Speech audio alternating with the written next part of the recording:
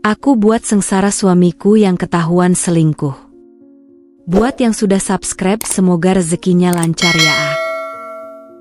Bunda, ayah berangkat dulu, ya.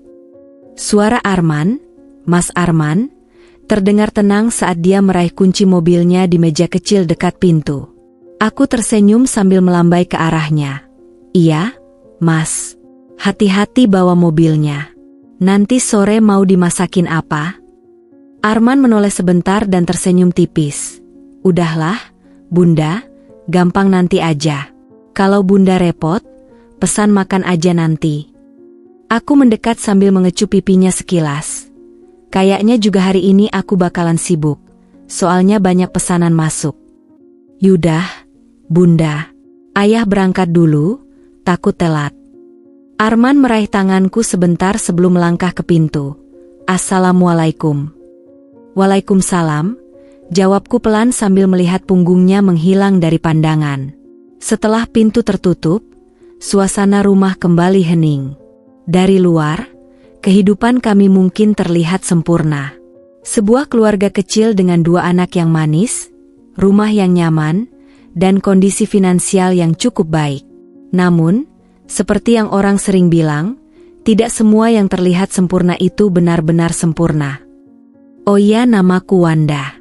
Aku berusia 35 tahun, kehidupan rumah tanggaku sudah berjalan selama 8 tahun ini, dan kami sudah dikarunia 2 orang anak. Anak pertama kami Sania berusia 7 tahun dan Huan yang berusia 4 tahun. Aku sendiri bekerja sebagai owner dari produk kecantikan yang cukup sukses. Usahaku berkembang pesat beberapa tahun terakhir ini, dan pendapatanku kini jauh melampaui gaji Mas Arman yang bekerja sebagai kepala gudang di perusahaan retail ternama.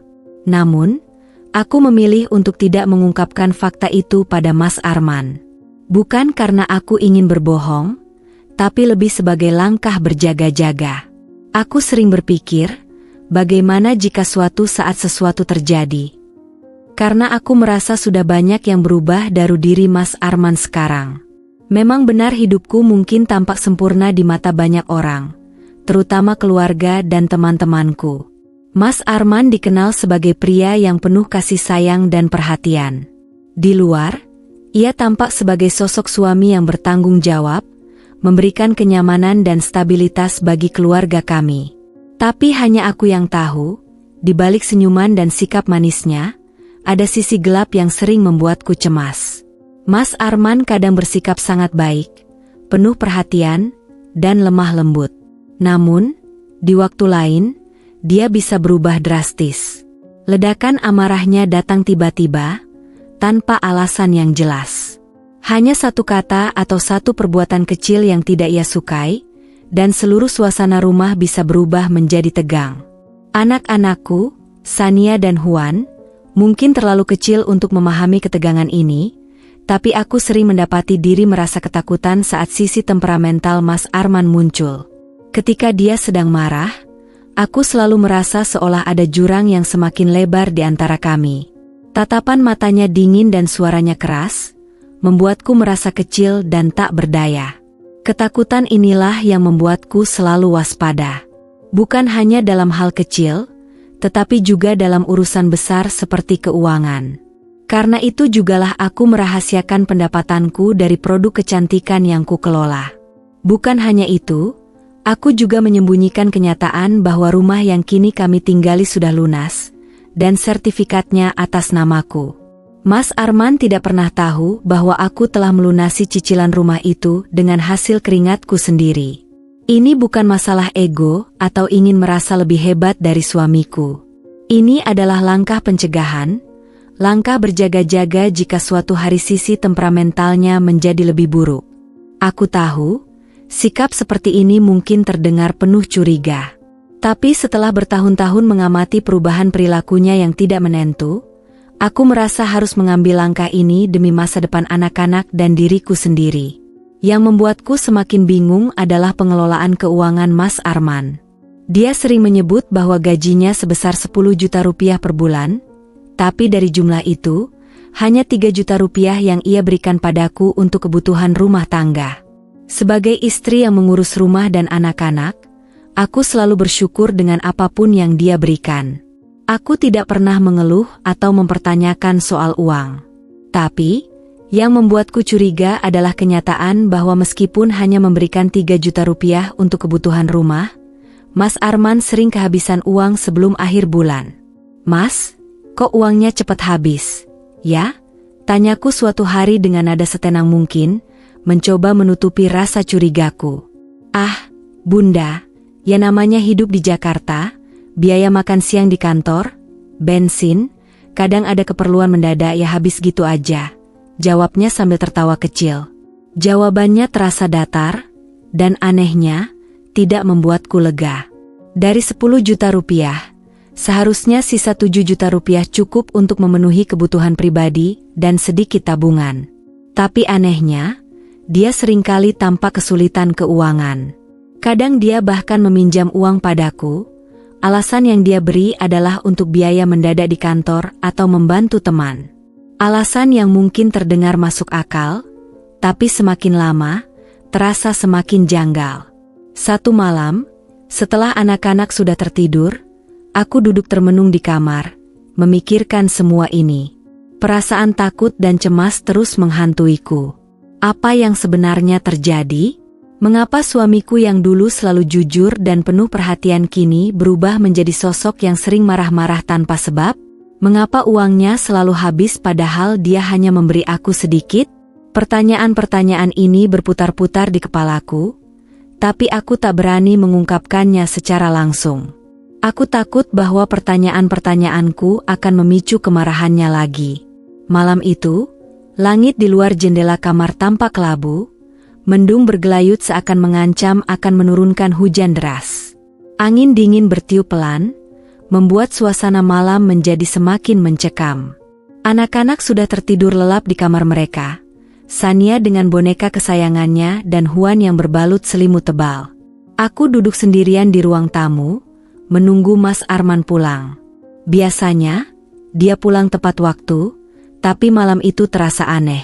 Jam dinding sudah menunjukkan pukul 11 malam, dan dia belum juga muncul.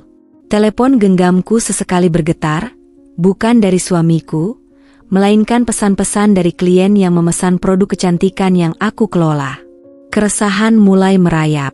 Aku mencoba berpikir positif, mungkin ada urusan mendadak di kantornya. Namun, firasat buruk mulai menyeruak dalam benakku.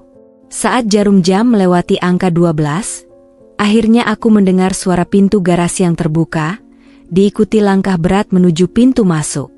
Pintu terbuka, dan aroma alkohol langsung menyeruak di udara. Aku terkejut melihat suamiku, Mas Arman, dalam keadaan mabuk. Selama bertahun-tahun kami menikah, jarang sekali dia pulang dalam kondisi seperti ini. Aku menatapnya dengan rasa khawatir sekaligus heran, mencoba memahami apa yang terjadi. "Mas, kamu mabuk ya?" tanyaku, suaraku bergetar. Matanya terlihat redup, wajahnya merah, dan gerakannya limbung saat mencoba melepas sepatunya. "Jangan ikut campur urusanku," katanya dengan suara berat, nada suaranya kasar dan dingin. Tiba-tiba, dia menatapku dengan tatapan penuh amarah yang tidak biasa. Aku cuma tanya, "Mas, ada apa?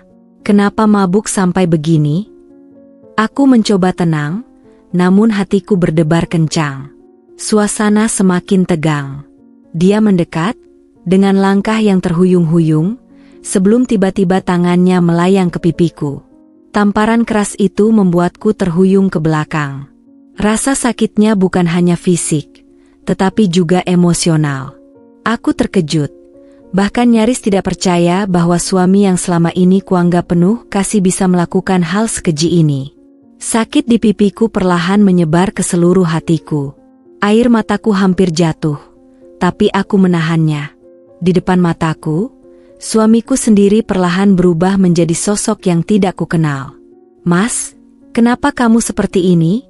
tanyaku pelan, mencoba mengendalikan emosi yang mulai bergejolak di dadaku. Dia tidak menjawab. Sebaliknya, dia berjalan menuju sofa di ruang tamu, tubuhnya terhempas ke sana dengan berat. Matanya mulai tertutup karena mabuk yang semakin mendalam. Dalam hitungan menit, dengkurannya mulai terdengar, mengisi keheningan malam. Aku berdiri di sana, terdiam, masih merasakan perih di pipiku dan rasa kaget yang belum hilang. Tapi lebih dari itu, hatiku mulai dipenuhi kecurigaan. Sesuatu tidak beres. Tamparan itu hanyalah puncak dari gunung es. Selama ini, ada hal-hal yang tidak pernah kutanyakan dengan sungguh-sungguh, sisa gaji yang selalu habis, sikapnya yang berubah-ubah, ledakan amarahnya yang tidak masuk akal. Semua mulai terasa semakin jelas malam ini. Dengan hati-hati, aku melangkah menuju tas kerjanya yang tergeletak di lantai dekat pintu. Tanganku bergetar saat membuka tas itu, perasaan aneh menyelimutiku. Sesuatu di dalam diriku sudah tahu bahwa aku akan menemukan sesuatu yang tidak ingin kulihat. Namun aku tidak bisa menahan diriku. Di dalam tasnya, aku menemukan barang-barang yang menghancurkan hatiku seketika. Sebuah alat kontrasepsi yang terbungkus rapi dan lipstik merah menyala. Warna yang begitu mencolok, warna yang jelas bukan milikku. Aku terdiam, jantungku berdegup semakin cepat. Tanganku gemetar saat aku mengambil lipstik itu dan memeriksanya lebih dekat. Ada bau samar parfum wanita yang bukan milikku. Aku mencoba menenangkan diriku, mencoba menepis pikiran buruk yang mulai menghantui benakku. Namun, ketika aku membuka dompetnya, mataku terbelalak saat menemukan bukti yang lebih menghancurkan. Struk hotel dan makanan mewah, dengan tanggal dan waktu yang jelas menunjukkan bahwa Mas Arman telah menghabiskan malam di tempat yang seharusnya tidak ia kunjungi. Darahku berdesir. Aku tidak bisa menahan air mata yang mulai mengalir deras di pipiku. Namun, bukti yang paling menyakitkan aku temukan di ponselnya. Dengan tangan gemetar, aku membuka aplikasi pesan singkatnya dan menemukan kontak seorang wanita bernama Ririn. Hatiku hancur ketika membaca pesan-pesan mesra mereka. Panggilan sayang, janji-janji manis yang seharusnya ditujukan padaku, dan foto-foto mereka berdua di kamar hotel. Mata kepalaku sendiri menyaksikan video mereka bercumbu di tempat tidur, lengkap dengan latar mewah kamar hotel yang terbaca dari struk di dompetnya. Semua kecurigaanku selama ini terbukti. Mas Arman telah mengkhianatiku. Bukan hanya secara emosional, tetapi juga fisik. Dia bukan hanya membagi kasihnya dengan wanita lain, tetapi juga menghancurkan kepercayaan yang telah kubangun selama bertahun-tahun. Aku duduk terdiam di tepi ranjang, memeluk diri sendiri, mencoba menahan rasa sakit yang seakan menghancurkan seluruh tubuhku. Hatiku serasa ditikam ribuan pisau.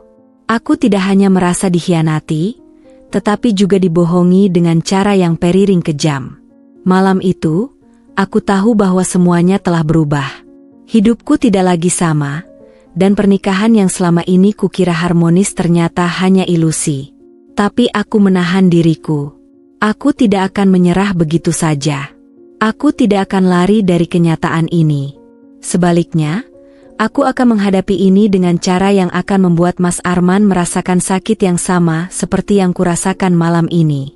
Balas dendam yang kurencanakan bukanlah balas dendam biasa. Aku ingin dia menderita, merasakan setiap detik penderitaan yang telah dia timbulkan padaku. Aku akan membuatnya kehilangan segalanya, seperti yang telah dia lakukan padaku. Pagi itu, suasana rumah terasa dingin, seakan-akan insiden semalam meninggalkan jejak tak kasat mata yang membebani setiap sudut ruangan. Meski hatiku terluka, aku berusaha keras untuk bertingkah normal di depan Mas Arman. Aku menyiapkan sarapan seperti biasa, tersenyum tipis saat dia turun ke ruang makan, seolah tak ada yang terjadi. Dia tampak lelah, mungkin masih pusing karena mabuk semalam, namun tidak ada permintaan maaf dari bibirnya. Hatiku semakin terluka, tapi aku tidak menunjukkan apa-apa. Pagi itu adalah titik awal dari rencana balas dendamku. Setelah dia pergi bekerja, aku segera bergerak. Dengan tenang, aku menghubungi Pak Rudi, pengacara yang sudah lama aku kenal, seorang yang kupercayai sepenuhnya. Dia tahu bahwa pernikahanku mulai goyah, tapi belum tahu seberapa parah keadaan ini. Aku menceritakan semuanya. Perselingkuhan Mas Arman, bukti-bukti yang kutemukan, bahkan tamparan yang menghancurkan hatiku. Dia mendengarkan dengan seksama dan langsung menyarankan untuk memulai langkah-langkah hukum. Bu Wanda, Ibu harus mulailah dengan mengamankan semua aset yang sudah menjadi milik Ibu sekarang, kata Pak Rudi dengan suara tegas. Rumah, tabungan, sertifikat tanah, pastikan semuanya atas nama Ibu sebelum Pak Arman mencoba mengambil alih. Nanti saya juga akan segera mengajukan gugatan perceraian dan meminta investigasi lebih lanjut tentang suami Bu Wanda di tempat kerjanya. Aku mengikuti saran itu. Dalam beberapa hari, semua dokumen penting yang berkaitan dengan harta milikku sudah diurus dengan baik. Sertifikat rumah, yang selama ini kusembunyikan, sudah diamankan. Pengacaraku bekerja dengan cepat, dan aku merasa tenang, setidaknya untuk sementara. Tapi ini baru permulaan. Langkah berikutnya adalah mencari tahu lebih dalam tentang apa yang sebenarnya dilakukan Mas Arman di kantornya. Aku mencurigai bahwa uang yang selalu hilang dari gajinya tidak hanya digunakan untuk berselingkuh. Ada sesuatu yang lebih besar yang dia sembunyikan. Pengacaraku mulai melakukan penyelidikan melalui beberapa koneksinya di dunia hukum dan bisnis. Tak lama kemudian, kabar yang tak kalah mengejutkan sampai ke telingaku. Mas Arman ternyata sedang dipantau oleh pimpinan perusahaannya.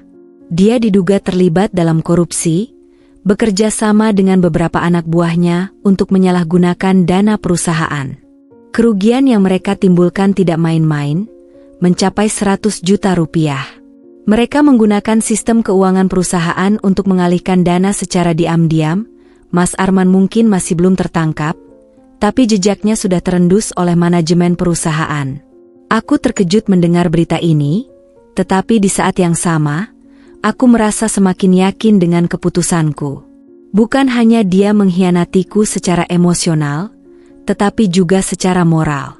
Semua yang pernah dia katakan tentang integritas, tentang kerja keras, semua hanyalah kebohongan belaka. Dia bukanlah pria yang dulu ku kenal, dan kini aku merasa seakan telah menikah dengan orang asing selama bertahun-tahun. Sementara aku menyiapkan berkas perceraian dan mengamankan aset-asetku, aku terus menjaga sikap di rumah. Di depan Mas Arman, aku tetap bertingkah biasa, tetap menyiapkan makan malam dan menemaninya dengan senyum palsu. Dia tidak menyadari apa yang sedang kurencanakan, bahwa aku sudah menyusun langkah-langkah untuk menghancurkan hidupnya. Dia hanya melihatku sebagai istri yang diam dan menerima, sama seperti dulu. Namun, di balik ketenangan itu, aku menyimpan dendam yang membara. Aku tidak akan menyerah begitu saja. Mas Arman telah menghancurkan hidupku dengan perselingkuhannya, dengan kebohongan-kebohongannya, dan sekarang dengan tindakannya yang melanggar hukum. Aku tidak hanya akan melawan untuk diriku sendiri, tetapi juga untuk Sania dan Huan, anak-anak kami yang tidak pantas tumbuh dalam kebohongan dan tipu daya. Malam demi malam, aku merencanakan langkah berikutnya. Setiap gerakannya kuperhatikan, setiap detail kecil dari kehidupannya mulai aku perhatikan. Mas Arman mungkin mengira dia bisa lolos dengan semua perbuatannya, tetapi aku sudah siap. Balas dendamku akan datang, dan ketika saatnya tiba, dia akan tahu bahwa tidak ada yang lebih berbahaya daripada wanita yang terluka. Beberapa hari setelah aku mulai merencanakan balas dendam, kabar buruk itu akhirnya sampai ke telinga kami. Pihak perusahaan tempat Mas Arman bekerja memutuskan untuk mengambil tindakan tegas setelah korupsi yang dia lakukan terbongkar. Berita ini datang tak lama setelah pengacara mengabarkanku bahwa investigasi internal perusahaan menemukan bukti yang kuat. Mas Arman dipanggil oleh pimpinan perusahaannya, dan pada hari itu, dunia yang selama ini dia kenal runtuh seketika.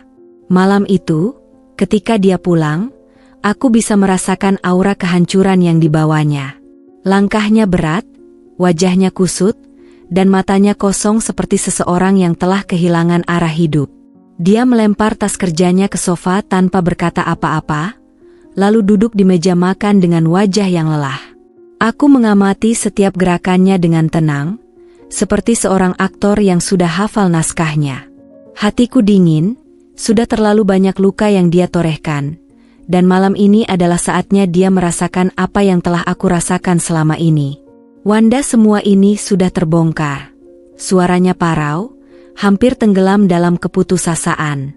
Aku diam saja, menatapnya tanpa emosi. Dia menarik napas dalam sebelum melanjutkan. Aku akan dipecat. Mereka menuduhku korupsi. Pimpinan perusahaanku mengatakan aku harus mengembalikan kerugian itu, sekitar 100 juta, atau aku bisa menghadapi tuntutan hukum. Aku tidak tahu harus bagaimana sekarang. Mas Arman berbicara dengan suara gemetar, menunjukkan rasa putus asa yang mendalam. Aku menatapnya dalam-dalam, dan tanpa sepatah kata pun, aku berdiri dan pergi ke kamar tidur. Ketika aku kembali, aku membawa sebuah amplop di tanganku. Aku berdiri di depannya, kemudian dengan tenang meletakkan amplop itu di atas meja, tepat di hadapannya. Dia menatap amplop itu dengan kebingungan sebelum akhirnya meraihnya dengan tangan gemetar. Saat dia membuka isinya, matanya membesar, lalu wajahnya memucat. "Berkas apa ini, perceraian?" Dia berbisik, suaranya hampir tak terdengar. Matanya beralih dari kertas ke wajahku, seakan berharap ini hanya mimpi buruk yang bisa segera berlalu. Aku mengangguk pelan. "Ya, aku sudah mengurus semuanya." "Kenapa?" katanya dengan nada putus asa. "Kenapa kamu melakukan ini sekarang? Aku sedang mengalami masa sulit, dan kamu memilih untuk meninggalkanku." Aku mendekat sedikit, menatapnya dengan mata yang penuh kepahitan. "Karena ini semua salahmu, Arman. Bukan hanya karena korupsi yang kau lakukan di kantor, tapi juga karena kau sudah menghancurkan pernikahan kita dengan perselingkuhanmu. Kau pikir aku tidak tahu tentang Ririn?" Mas Arman tersentak mendengar namanya disebut. Dia terdiam, terpukul, dan seakan ingin menyangkal, tapi mulutnya terlalu kering untuk berkata apa-apa. "Aku sudah tahu semuanya, Arman. Foto, video, semua bukti perselingkuhanmu dengan dia. Dan lebih dari itu, aku sudah mengamankan semua aset kita. Rumah ini, tabungan, tanah, semuanya milikku. Satu-satunya hal yang tersisa untukmu adalah mobil yang sering kau pakai bersama selingkuhanmu." Dia menatapku dengan mata lebar, terpukul oleh kenyataan yang baru saja kudedahkan. "Apa? Bagaimana kau bisa merencanakan ini?" Aku tersenyum tipis, tanpa sedikit pun rasa simpati. "Kau yang memaksaku untuk merencanakannya. Aku hanya membalas apa yang kau lakukan. Kau pikir aku bodoh, Arman? Selama ini aku sudah memperhatikan setiap langkahmu. Dan sekarang, kau akan merasakan apa yang terjadi jika kau menghancurkan hidup seseorang." Mas Arman terlihat hancur saat dia menyadari bahwa hidupnya benar-benar terbalik. Dia terpaksa menjual mobil kesayangannya, mobil yang sering dia pakai untuk berkencan dengan Ririn, untuk membayar sebagian kerugian perusahaan. Aku menikmatinya. Melihat dia jatuh dalam kebingungan dan kesulitan memberiku kepuasan yang tak terlukiskan. Tidak ada lagi kemewahan yang bisa dia tawarkan kepada Ririn. Dan di balik semua itu, aku tahu ini hanyalah permulaan dari rencana balas dendamku yang lebih besar. Namun, aku tidak berhenti di situ. Aku memutuskan untuk mengambil langkah lebih jauh. Dengan hati yang telah membatu, aku membuka akun media sosialku dan mulai mengunggah bukti-bukti perselingkuhan Mas Arman dengan Ririn, foto-foto mesra mereka, percakapan yang intim, dan video yang tidak bisa disangkal. Aku menulis keterangan yang memalukan, mendeskripsikan perselingkuhan mereka dengan detail yang cukup untuk memancing amarah publik. Reaksinya luar biasa cepat. Komentar mulai membanjiri unggahanku, kebanyakan dari orang-orang yang mengecam Arman dan Ririn tanpa ampun. Mereka menjadi bahan pergunjingan di mana-mana. Reputasi Mas Arman hancur dalam sekejap. Orang-orang yang dulu menghormatinya sekarang menjauhi dia seperti wabah. Tidak ada tempat baginya lagi di lingkungan sosial maupun profesional. Di rumah, aku menyaksikan dari kejauhan bagaimana dia semakin terpuruk. Dia mencoba menghubungi beberapa orang untuk mencari pekerjaan, tapi semua pintu sudah tertutup. Kabar tentang korupsinya sudah menyebar, dan kini ditambah skandal perselingkuhan, tidak ada lagi yang mau bersinggungan dengannya. Ririn, wanita yang selama ini menjadi pelarian hatinya, juga menghilang dari hidupnya setelah tahu bahwa Mas Arman tak lagi memiliki apa-apa. Dia tidak hanya kehilangan pekerjaannya dan hartanya, tapi sekarang nama baiknya pun sudah tercoreng. Di saat semua orang menjauhinya, aku berdiri di tempatku, menyaksikan kehancurannya. Aku tahu, ini adalah akibat dari semua kebohongan dan pengkhianatan yang dia lakukan selama ini. Tekanan yang dia hadapi semakin berat, dan aku bisa melihat dengan jelas bahwa dia mulai menyerah. Kegelapan perlahan melingkupi hidupnya, dan aku, yang dulu dia tinggalkan tanpa perasaan, kini menjadi saksi dari kehancurannya. Dan aku tahu, ini baru permulaan dari apa yang akan terjadi. Pagi itu, ponselku bergetar. Nomor tak dikenal muncul di layar, dan dengan sedikit rasa penasaran, aku mengangkatnya. Suara di seberang terdengar familiar namun penuh keraguan. "Ini Ririn," katanya, suaranya sedikit bergetar. Aku terdiam sejenak. Nama itu, yang selama ini hanya kubenci dalam diam, kini tiba-tiba muncul begitu saja. "Ada apa?" tanyaku dengan nada datar, berusaha menjaga ketenangan. Aku mau meminta maaf. Aku tahu aku salah. Semua ini tidak seharusnya terjadi. Lanjutnya dengan suara yang terdengar semakin cemas. Ririn mulai menjelaskan panjang lebar, tentang bagaimana dia tidak tahu bahwa semua ini akan berakhir buruk. Aku benar-benar menyesal. Aku tidak pernah berpikir Arman akan melakukan semua ini, dan aku merasa bersalah. Sekarang, dengan semua yang terjadi, aku tidak tahu harus bagaimana lagi. Semua orang tahu tentang perselingkuhan kami. Namaku hancur. Tolong hapus postingannya. Aku tidak tahan lagi jadi bahan omongan orang.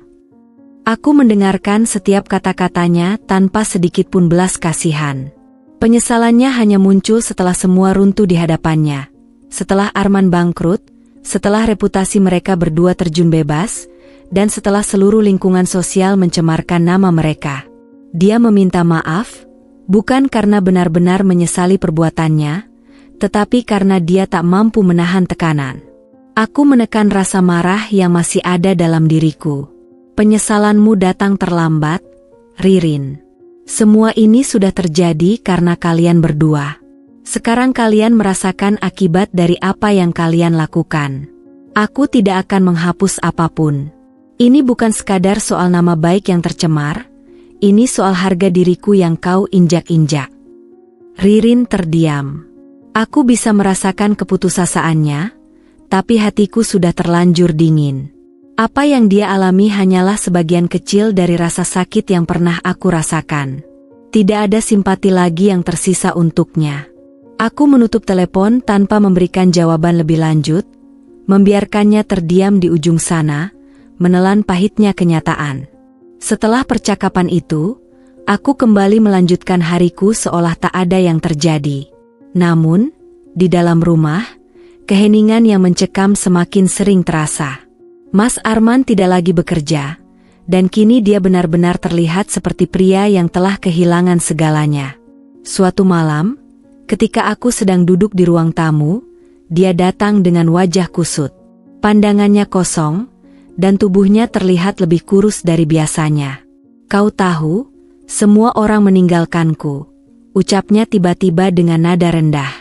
Aku menatapnya dingin, tanpa mengatakan apa-apa. Dia terus berbicara, suaranya terdengar seperti orang yang sudah putus asa. "Teman-teman, keluarga, mereka semua menjauhiku. Aku sudah berusaha mencari jalan keluar, tapi tidak ada yang tersisa. Aku tidak punya uang, tidak punya pekerjaan, tidak punya siapa-siapa." Mas Arman duduk di kursi di depanku, wajahnya memancarkan kelelahan yang mendalam. Aku tidak tahu harus bagaimana lagi. Semua ini terlalu berat untukku. Aku tidak merespons, membiarkannya berbicara. Dulu, mungkin aku akan merasa kasihan, tapi sekarang, Aku hanya merasakan kepuasan yang dingin melihatnya hancur oleh ulahnya sendiri. Hari demi hari berlalu, dan kondisi Mas Arman semakin memburuk. Dia mulai kehilangan akal sehatnya. Aku sering mendengarnya berbicara sendiri di kamar, seolah sedang berdiskusi dengan seseorang yang tak terlihat. Kadang dia marah tanpa alasan, melempar barang-barang di sekitar rumah, kemudian menangis terisak seperti anak kecil. Tekanan sosial, keuangan, dan rasa bersalah menghantamnya dari segala arah. Teman-teman dan keluarganya yang dulu selalu mendukung, kini mulai menjauh. Mereka tidak mau terlibat dalam kehancurannya. Seiring berjalannya waktu, aku melihatnya semakin terisolasi. Tidak ada lagi yang bisa dia andalkan, tidak ada lagi yang peduli. Mas Arman benar-benar sendirian di tengah kekacauan yang dia ciptakan sendiri. Malam itu, dia terduduk di sudut kamar, memeluk lututnya dengan wajah penuh kebingungan. Aku tidak kuat lagi, gumamnya pelan, hampir seperti bisikan. Aku hanya menatapnya dari ambang pintu, tanpa kata. Dulu, aku mungkin akan merasakan simpati, tapi sekarang, aku hanya bisa merasa bahwa ini adalah keadilan. Semua yang dia lakukan, pengkhianatan, kebohongan, penghinaan, kembali menghantuinya. Kebisuan itu berbicara lebih keras dari kata-kata. Tidak ada lagi yang bisa kulakukan untuknya. Dia jatuh ke dalam jurang yang dia gali sendiri, dan aku tidak berniat mengulurkan tangan untuk menyelamatkannya. Aku sudah mempersiapkan semua langkah, dan kini saatnya untuk melanjutkan hidupku. Dengan keberanian yang baru, aku resmi mengajukan cerai dan mengambil semua harta yang sudah menjadi milikku. Aku tetap mempertahankan hak asuh atas kedua anakku, Sania dan Huan, sementara Mas Arman bahkan tidak sanggup memperjuangkan mereka. Setelah perceraian disahkan, aku merasakan kebebasan yang selama ini aku impikan. Tidak ada lagi rasa takut atau kekhawatiran atas tingkah laku Mas Arman. Bisnis kecantikanku semakin berkembang, dan aku merasa hidupku lebih baik tanpa suami yang dulu kuanggap sebagai cinta sejati. Momen-momen yang kuhabiskan untuk diri sendiri dan anak-anakku kini lebih berharga daripada segalanya. Suatu hari, saat aku pulang dari acara peluncuran produk baru, aku melihat seorang lelaki kumal yang berjalan sambil mengais makanan di tempat sampah. Awalnya, aku tidak terlalu memperhatikannya, tetapi saat wajahnya menghadap ke arahku, ada sesuatu yang membuatku tertegun. Rasa familiar menyergapku, dan aku teringat semua kenangan yang pernah kumiliki bersamanya. Wajahnya yang tampak kotor dan tak terawat itu semakin mengingatkanku pada sosok Mas Arman, mantan suamiku. Dia tampak seperti orang gila, mengenakan pakaian compang-camping dan rambut yang berantakan. Hatiku bergetar. Selama ini, aku tidak pernah ingin melihatnya dalam keadaan seperti ini. Namun, di satu sisi, aku merasa tidak ada yang lebih pantas untuknya setelah semua yang telah dia lakukan. Ketika aku memperhatikannya lebih dekat, aku melihat sorot matanya, ada kerinduan, penyesalan, dan mungkin kesedihan yang dalam. Mas Arman, suaraku keluar tanpa sadar, dan dia menoleh ke arahku. Matanya melebar seolah tidak percaya melihatku. Wanda? Dia terkejut, suara yang berat dan tak berdaya. Aku hanya bisa menatapnya, sulit untuk mengekspresikan perasaanku. Melihatnya dalam keadaan seperti ini, aku merasakan campuran antara empati dan kebencian. Kamu Arman kan? Kenapa kamu jadi begini sekrang? Dia menundukkan kepalanya, wajahnya dipenuhi rasa malu. Aku tidak punya pilihan. Semua sudah hancur dalam sekejap. Semua itu terjadi karena tindakanmu sendiri, kataku, suaraku terasa lebih tajam dari yang kuharapkan. Kau sendiri yang memilih jalan ini. Kau yang berselingkuh dan mengkhianatiku. Dia terdiam, dan aku bisa melihat air mata mulai menggenang di matanya. Aku tahu aku salah. Aku tidak pernah seharusnya mengabaikan kamu dan anak-anak. Tapi sekarang aku tidak tahu harus berbuat apa.